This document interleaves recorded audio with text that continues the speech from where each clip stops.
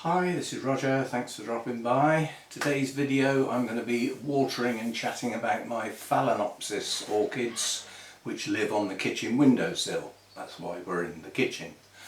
But before we start, a little story. Part way through the day yesterday my back took a serious nasty turn.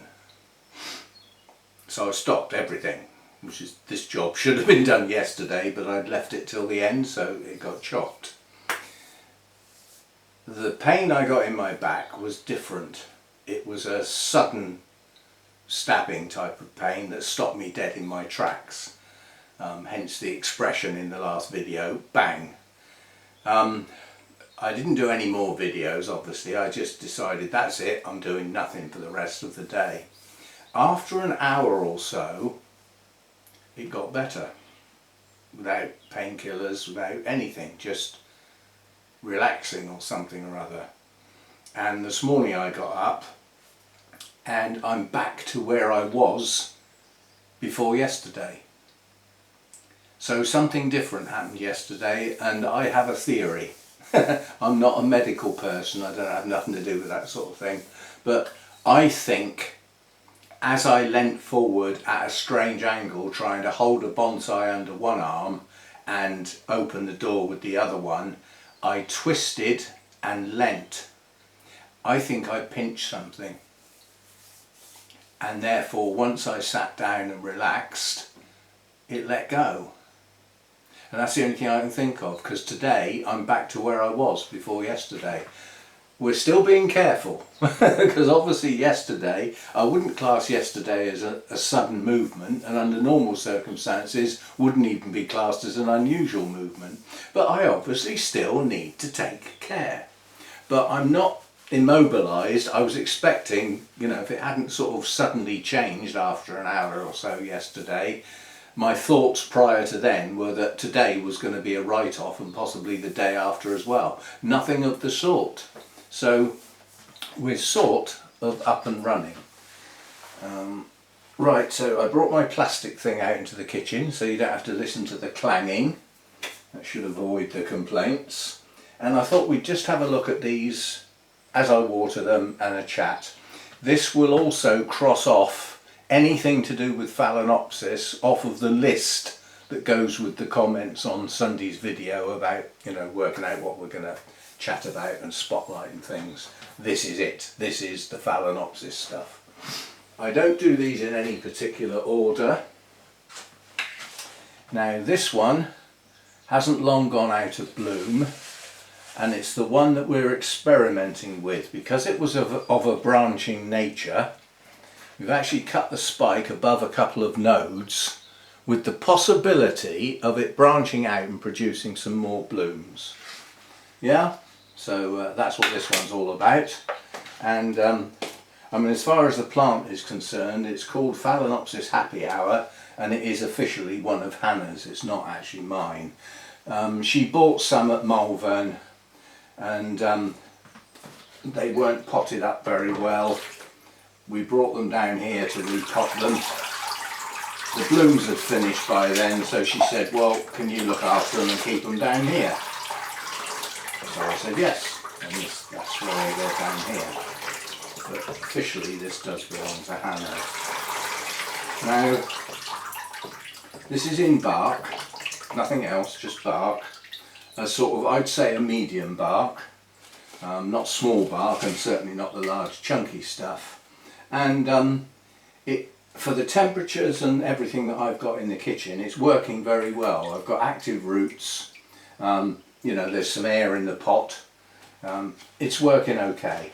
So we've got relatively happy bunnies. They could do with it being warmer, mind. That's the problem I've got. Ow! Oh, I forgot we've got to lean over the windowsill, haven't we? We do it gently. I haven't got anywhere in the house with sufficient temperatures to keep these happy. In a real happy place, because their happy place is 27, 28 degrees, and there's no way I can get anywhere near that. Even in the heat wave in the summer I didn't get that in the kitchen, even though it was over 30 outside. This is another one of Hannah's, U-Pin Easter Island. Again, it's got a good root system, plenty of air in the pot. People ask me, should I water the aerial roots? Well, yes, if you can. If you can't, don't worry too much about it. If you can spray them on a regular basis, do so, it helps. But at the end of the world, I pour some water over them as I water the plant, and that's as much as they get. Those I can get at. Those I can't, don't get any. You have to go along the lines of, certainly in the case of this orchid, there are more than enough roots in the pot for this plant to survive. So if I cut all the aerial roots off, it would still be okay. You see what I'm getting at? The aerial roots are not an essential part to keep this plant healthy. They're extras.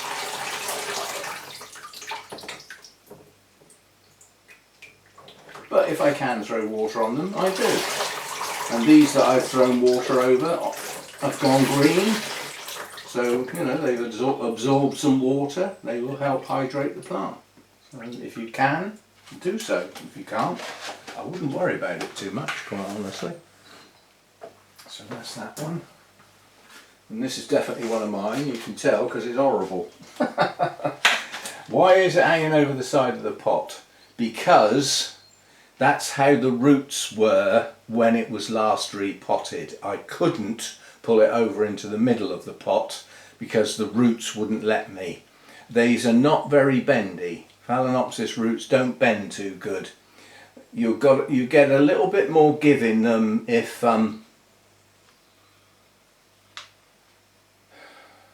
you wet them before you repot.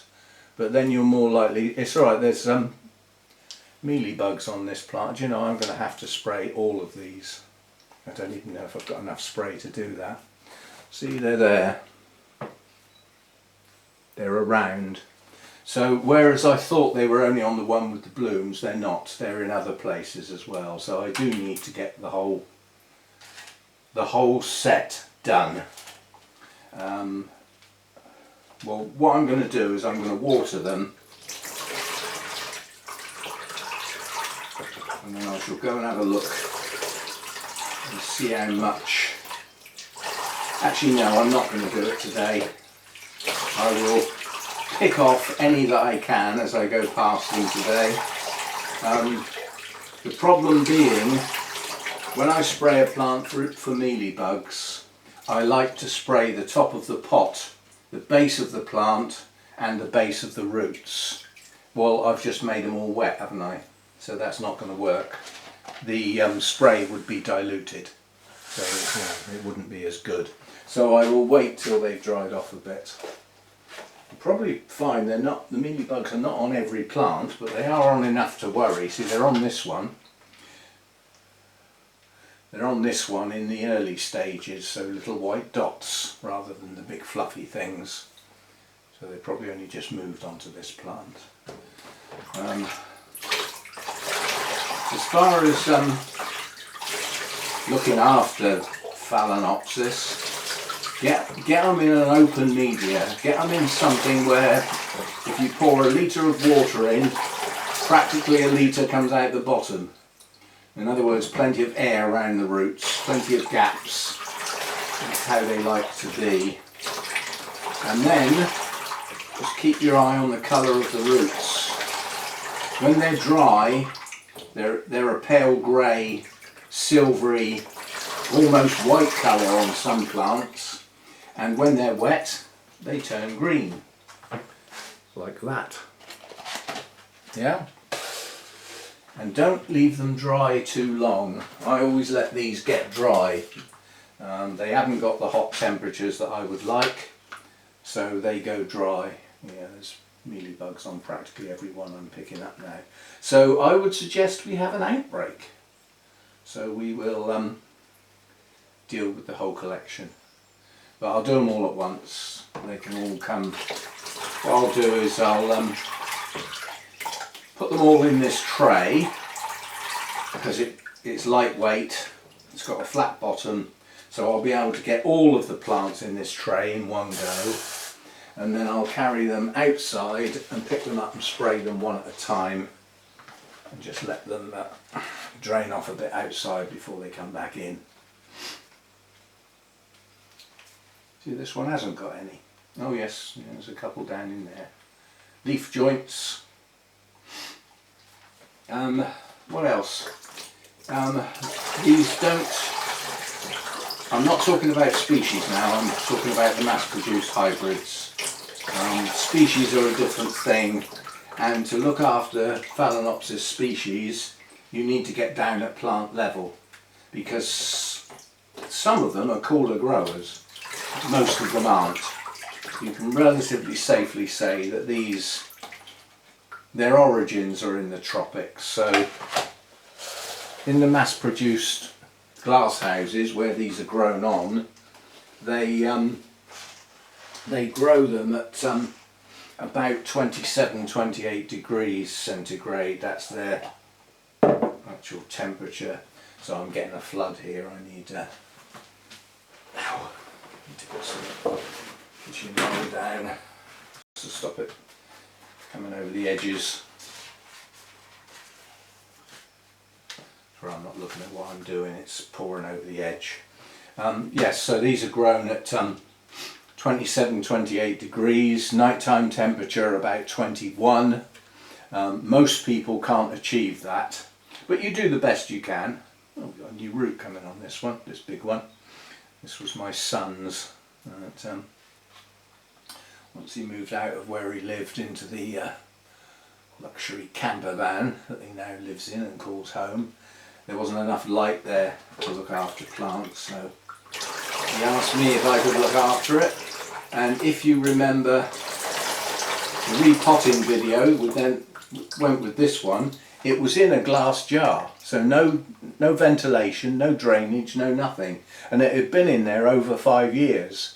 It had flowered every year very well and had grown loads of new leaves and was very happy, and we had to smash the glass with a hammer to get it out. So very tolerant these things are under normal circumstances, but the way to destroy them is to keep the roots wet, especially if they're not in good temperatures. I do believe this one's got a little spike trying to start. Little miniature one. This one is a genuine miniature. So there's a really big mealybug there. I'm not prepared to leave that. Just use the point of the scissors to hook it out of the leaf joint. Great big fluffy one. Don't want that to live. Breeding size, that's the problem. And they do. And they do it very well. I can also see some in between the roots on the base of the plant. So that's what the roots look like when they're dry. See that white silvery colour, and then once they've been hydrated they should turn green. Now some take a while. In other words, they don't turn green straight away, and it looks as though they're not hydrating. If you've got some like that just don't seem to want to turn green, if you water them and then come back to them half an hour or an hour later, you might find they will. Now that one has. We've got the green there, so that one's okay. But as far as light's concerned, they don't need bright light, but they need reasonable light. I mean, they're classed as shady, but I don't think of them as shady. There's another big fat one there right on that new leaf.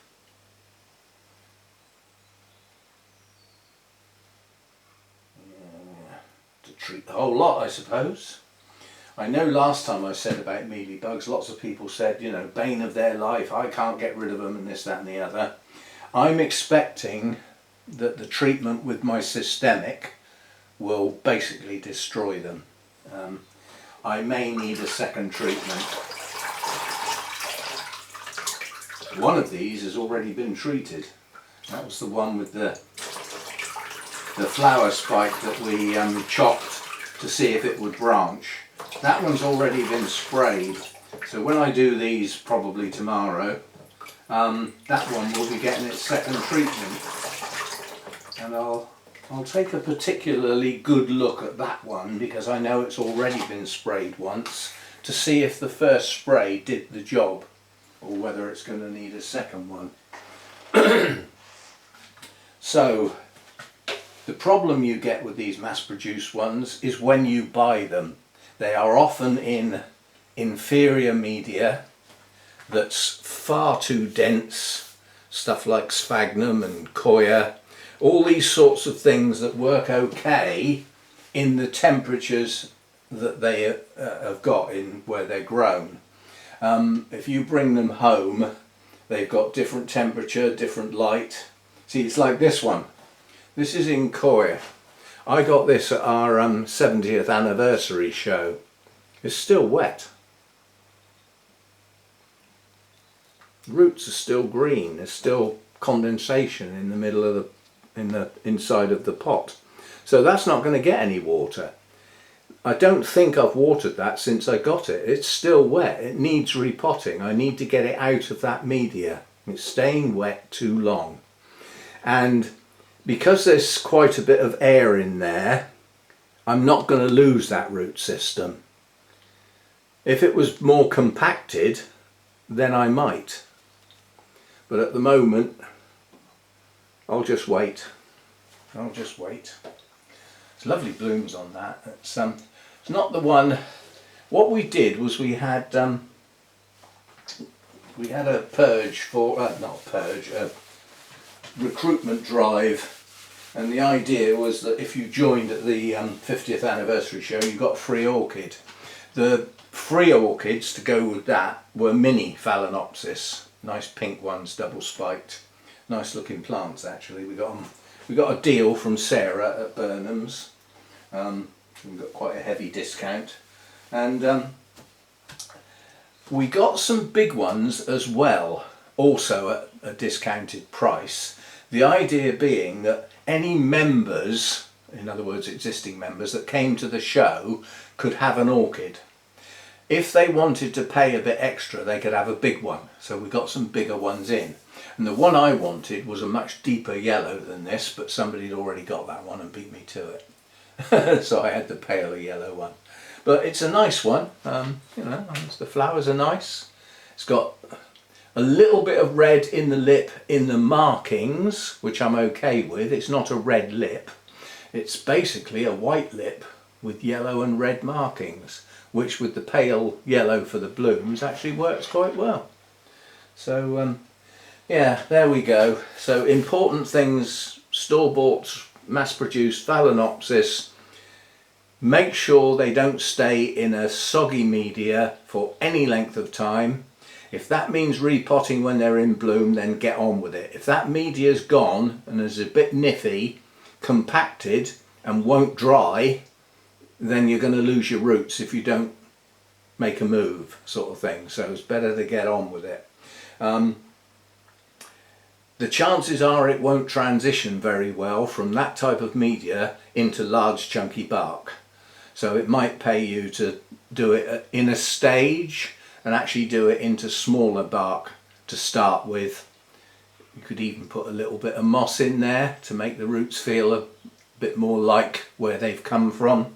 I don't bother, I must admit. Worst case scenario is if you've lost the roots already, then the plant will die. Sometimes slowly but surely, sometimes quite quickly. If you haven't lost the root system in totality, what will probably happen is the orchid will stall. So it won't do anything. It'll sit there, no new leaves, no new roots, and no extensions to the existing roots you've got. It'll stall. And basically, in the mass production process, the plants are totally exhausted. They are forced and forced and forced to get them into bloom, to get out somewhere and be sold and make somebody some money. The sole purpose of producing them. They're not producing them because they like pretty flowers. They're producing them as a business. And the plants are exhausted by the time you get them in a lot of cases, and they rest. Once they've finished that forced blooming, they just rest. And that's a difficult time as well, because if they are resting, they're not growing. If they're not growing, they definitely don't want soggy roots. And you need to go very careful with the watering because they are not growing. But because these haven't got pseudobulbs or canes, you can't leave them dry for any length of time because they have no storage facilities. The only place they can store nutrients and water is in the leaves and in the roots, yeah, but in the leaves as far as the plant is concerned. And they don't hold much, so they can dehydrate relatively quickly, especially in warmer temperatures. So most people won't be able to achieve those ideal temperatures, but you get as close as you can. I mean, in here at the moment it's 23. That's because the heating was on earlier to raise the temperature of the house and help with the grow room. It's off now, so that will drop down as the day goes on.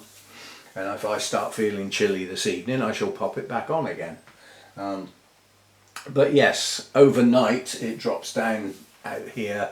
On a cold night it would drop down to about 15. It's relatively mild at the moment. It dropped down to 18 last night, which is fine. Below 18, most Phalaenopsis are not happy. That's just outside of their comfort zone, and they'll tolerate it, but they don't, they'd prefer not to go down that low. But if you can keep them between 18 and 23, 24, they should grow okay, but they won't be as vigorous as where they were originally grown in the mass production units. As I say, most people can't achieve 14 hours of correct daylight, correct humidity, trade type feeds and hormones, and 27, 28 degrees daytime and 21, 22 nighttime. Most people can't achieve that. So you're never going to get them to grow as well as they did. Anyway, we do our best, and quite honestly, I know they've gone up a bit in price since Brexit, but as orchids go, this at Burnham's this probably would have been 20, 25 quid. It'll probably be in bloom for 2 or 3 months. It's got a relatively new leaf on it, and it's got nice roots on it. It might be possible to get that to bloom again within a year. If you bought a dozen red roses and put them in a vase, they'd be dead within a fortnight, and you put them in the bin. I'd suggest that's a much better idea.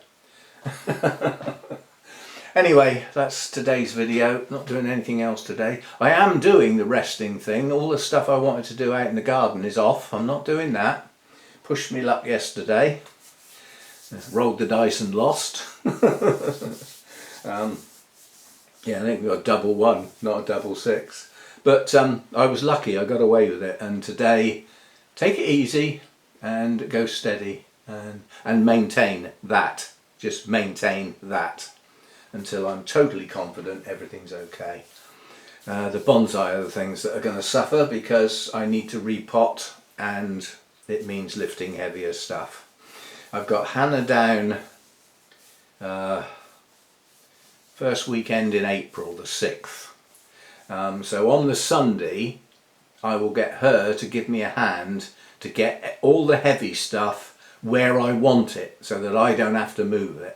So that'll at least give me a running start. But by then most of the bonsai that I wanted to repot will have gone past their window. We shall see. If that happens, then so be it. I'll have to live with it and they'll have to wait another year. And like I say, so be it. Not the end of the world. Anyway, Phalaenopsis, well worth having. Especially the little miniatures. I mean, that is actually a species, that is equestris. A little more delicate than the store-bought mass-produced stuff. You have to go a bit more careful with the watering. Make sure it dries nicely but doesn't get too dry for any length of time. Would prefer a bit more humidity than it's got here, but with the cooking and my constant boiling the kettle for coffee, they don't do bad for humidity out here. They don't do bad at all. So yeah, and I mean you can get, these don't come up very often, but you can get ones with patterned leaves. Yeah, so not just when they're in bloom, they can look nice when they're not in bloom. Got drips all over the floor now. Anyway, that will do for today. Thanks for dropping by. If you're not subscribed, it would be nice if you did so. It doesn't cost anything. And don't forget the old thumbs up. And what I always forget to say is if you think any of your friends or family will be interested in any of my videos, please feel free to share them. And I'll see you next time. Thanks for dropping by.